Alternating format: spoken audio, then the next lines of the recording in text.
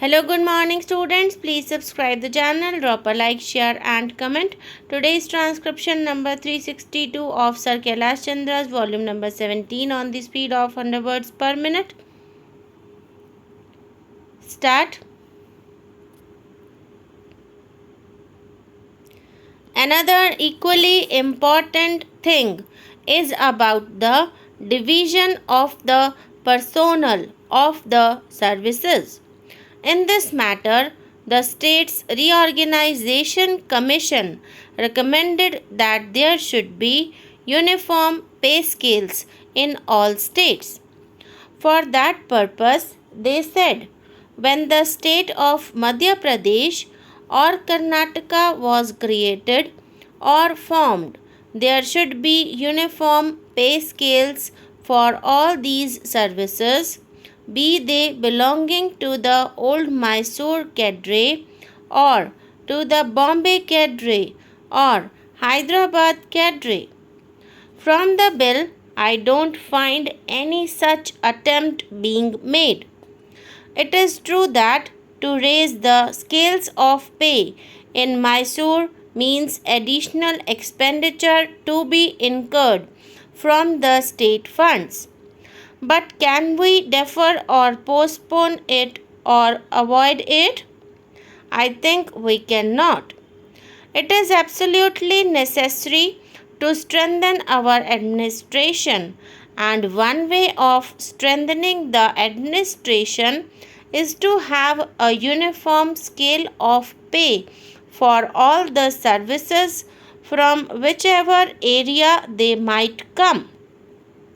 Otherwise, what will happen is there will be one scale for the persons who might come from Bombay, another for those coming from Madras, another for those coming from Hyderabad, while those from Mysore will have their own scale of pay. This is bound to create a lot of confusion, and in this context, I am sorry some political leaders in Mysore made the mistake of making a statement that they did not want the services from other areas, and if they came, they must come at their own risk. I don't know whether that statement was made after consideration. I hope it is not. Had they merely looked into clause 100A of the draft bill, that statement would never have come to be made. You know, under clause 100A of the draft bill, the entire cadre of all the previous states and the present Bombay and Madhya Pradesh states stand dissolved, and a new cadre is being formed by the central government. That being so, I don't know how you can say that you are merely allowing somebody else to come. This has created a lot of bitterness, and a number of people have complained about it. The services in other areas are quite shy of coming to the new state, and it will not be in our interest to keep back any service if it is an efficient one. It might be necessary to put in more specific provisions. We are going to have the elections very soon. If we want to successfully manage the elections, we must have an efficient administrative machinery at the secretariat level as well as at the district level, and that would be constituted long before the election takes place.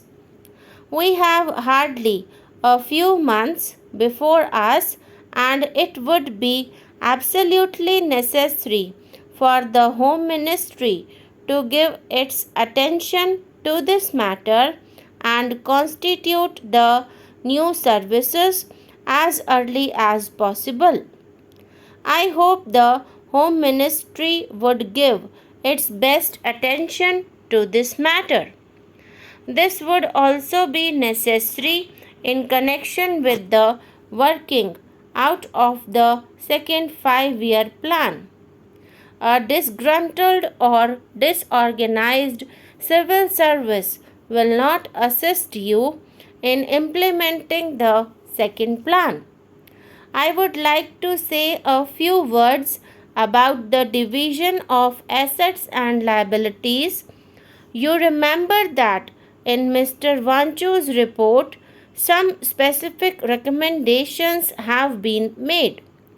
Mr. Vanchu recommended, so far as the movable properties are concerned, a certain formula, and that was accepted in the Andhra Bill. As regards immovable properties, it laid down that such immovable properties and buildings located in places which are in the districts will not be taken into consideration as they are mere concomitants, but such government buildings which are existing in the headquarters like Madras will be taken into consideration.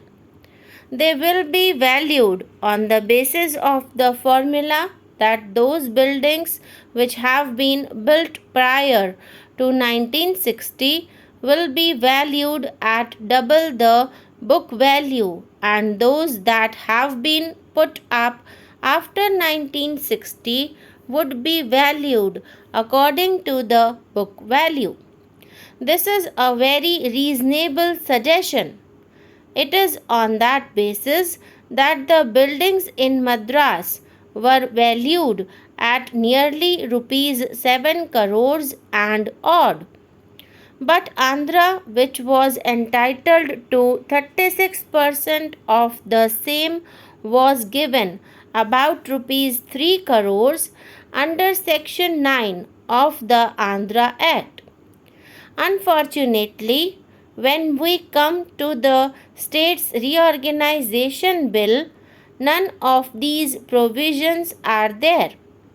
There is no provision for assessing the value of the buildings in big cities like Bombay, Madras, Hyderabad, Delhi, and other areas. What is going to happen? Mighty buildings have been put up in those places at the cost of the entire state, and every part of the state contributed for them.